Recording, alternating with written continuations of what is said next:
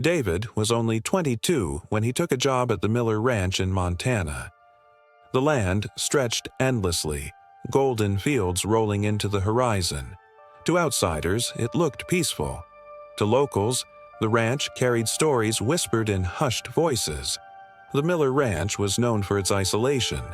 Nearest neighbor? 12 miles away. No phone lines, no town lights, just wind sweeping across the plains. Nights there were so dark, you felt swallowed by the sky itself. David came from a small town, eager for work. He was strong, quiet, and dependable, the kind of hand ranchers trusted. He kept to himself but earned the respect of the Miller family with his dedication and honesty. Most evenings, David could be found checking the fences, riding along the far fields, or humming quietly in the barn. The others joked he was married to the cattle, but David wasn't lonely. He said the land spoke to him. On one autumn evening, the air heavy with the scent of rain, David finished dinner with the family. He smiled, tipped his hat, and said he was going to check the north pasture before bed. No one thought much of it. Hours passed. The wind rose, rattling the old ranch house windows. Midnight came and went, but David hadn't returned. Mrs. Miller glanced at the clock nervously. By dawn, his horse was still tied up near the barn. They found his gloves neatly folded on a fence post at the pasture's edge. His lantern, still lit, rested in the grass. The flame flickered, struggling against the morning breeze. But David was gone. No footprints led beyond the mud. The sheriff organized a search. Dozens of men scoured the ranch. Dogs followed David's trail into the field, then stopped abruptly. The scent ended as if he had vanished into thin air. Not even the dogs wanted to step further. Locals whispered their own theories. Some said he was murdered and buried on the property. Others believed he ran away. But the Miller family rejected both. They had seen the boots, upright in the mud as if he stepped out of them. For weeks, lanterns bobbed across the fields every night as men searched. They dragged the river, tore apart barns, and dug shallow earth. Nothing, not a shred of clothing, not a drop of blood. David had simply ceased to exist. After the searches failed, the sheriff admitted defeat. "If he's out there, he's not alive," he said. The Miller family didn't believe it. They left a lamp burning on the porch every night, waiting for David to ride home. Weeks passed into months. Winter set in. Snow blanketed the fields where David had last been seen. The prints, the lantern, the gloves, all vanished under the white silence. The ranch felt colder, emptier, haunted. Strange things began to happen. At night, cattle spooked violently for no reason. Horses snorted at shadows, eyes wide, refusing to walk near the north pasture.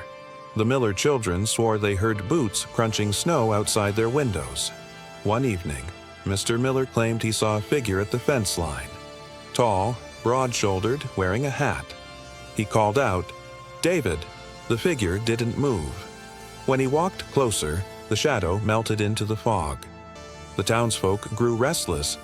Some said David had been taken by wild animals, though no blood or torn fabric had ever been found. Others whispered about sinkholes that swallowed men whole, leaving nothing but silence behind. But the most disturbing rumor came from an old rancher. He said the land itself had taken David. "This soil's cursed," he muttered. "Men vanish here. Happened before. It'll happen again." Few laughed. Most crossed themselves. Mrs. Miller clung to hope. She kept David's room tidy, his Bible on the shelf, his boots by the bed. Each morning she opened the window, half expecting to see him coming up the trail, grinning with apology. Years dragged on. David's disappearance became legend in the county. New hands who joined the ranch were warned, "Don't wander the north pasture after dark." Most laughed at the story, but not for long. In 1982, nearly 10 years later, another hand claimed he saw David. He swore the missing man walked out of the fog one morning, pale and barefoot, then vanished before his eyes. His story was dismissed as drunken fancy, but whispers returned. Neighbors spoke of hearing voices in the wind. "David's calling," they said.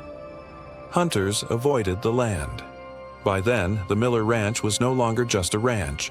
It was a place of unease, a story that wouldn't die. One ranch hand quit after only 3 nights. He said he woke to the sound of spurs jangling in the hallway, though no one else heard it. In the morning, the word "leave" was scrawled in frost on his window. Another swore he saw boot prints circling the barn after fresh snow, too large to be his own. They trailed off into the north pasture, then ended suddenly, just like David's trail had a decade earlier. The Miller family tried to ignore it. Work had to be done. Cattle had to be fed. But the ranch felt heavier each year, as though grief itself had settled into the soil and taken root among the sagebrush. Then came the storm of '85. Winds howled, rattling shutters, tearing shingles from the roof.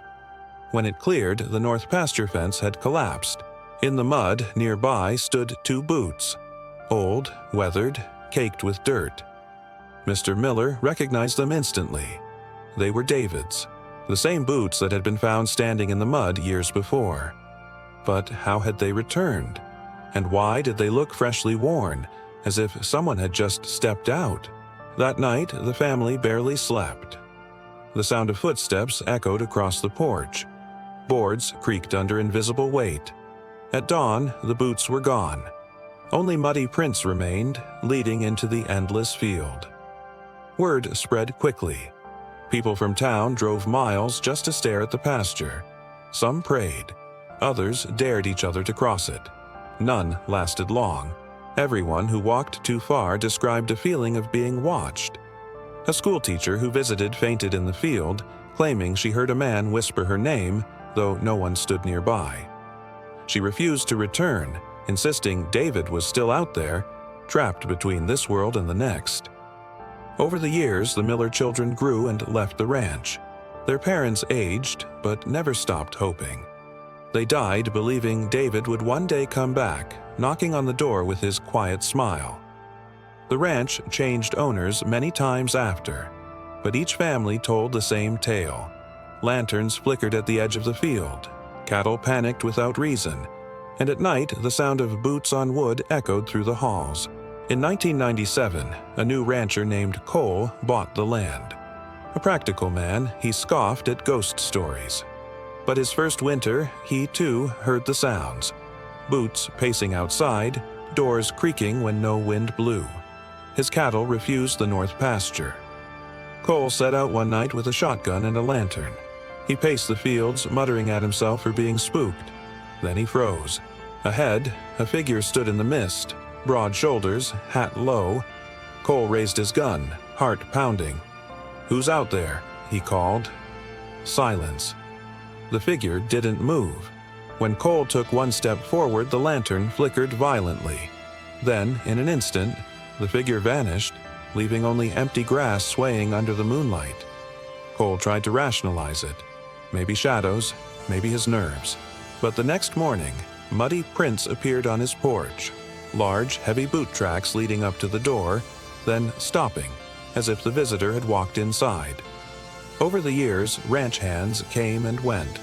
Some lasted a season, some only days. One left screaming after hearing his name whispered in the barn. Another swore he felt a hand grip his shoulder in the dark, though no one was near. The legend of David grew beyond the county. Paranormal investigators camped on the ranch. They caught strange recordings, low murmurs, a man's voice humming. One tape captured words faint but clear. "Still here." Skeptics argued it was tricks of wind or faulty equipment. But believers insisted David's spirit remained tethered, restless, searching for something, or someone, he lost in those fields so many years ago. The boots reappeared several times, always the same, upright in the mud, weathered but whole. They'd vanish again within days, leaving only questions behind. Some said they were a warning, others an invitation. By 2010, the ranch was abandoned. Grass grew tall, fences rotted, the house sagged into itself. But truckers passing the old road swore they saw lantern light swaying in the fields, bobbing gently as if carried by unseen hands. Hunters still avoid the land. Campers who dare spend the night report hearing heavy steps circling their tents. Some claim to wake and see a shadowy figure at the flap, silently watching before disappearing into the night. The sheriff's old files remain dusty and unsolved. One page, scrawled in fading ink, reads simply, "Boots found, no body." It's the only official record of David's disappearance, a puzzle frozen in time. Those who knew David remembered him kindly, quiet, hard-working, loyal. To them, it seemed impossible he would simply walk away. That's why his story haunts the land. It isn't just about loss. It's about betrayal by the earth itself. Some believe David fell victim to forces beyond explanation. Others think he became part of the land, claimed by it, bound forever. And so the fields where he vanished remain untouched, a grave without a marker. On cold nights, travelers swear the wind carries his voice, a low, steady hum, like a man tending cattle, keeping rhythm with his work. Some hear boots crunching in the frost behind them, only to turn and find emptiness. The North Pasture is a place of silence now. Even birds rarely cross it.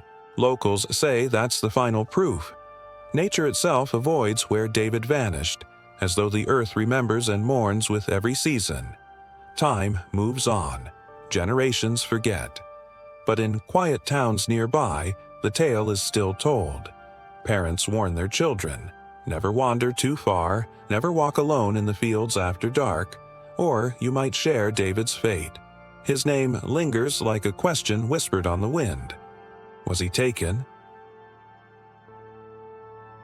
Or does he still walk, boots heavy in the soil, waiting for someone brave or foolish enough to follow? And so the story endures. The ranch hand who walked into the field and was never seen again. Not a ghost, not a man, just a shadow caught between past and present, haunting the plains for eternity.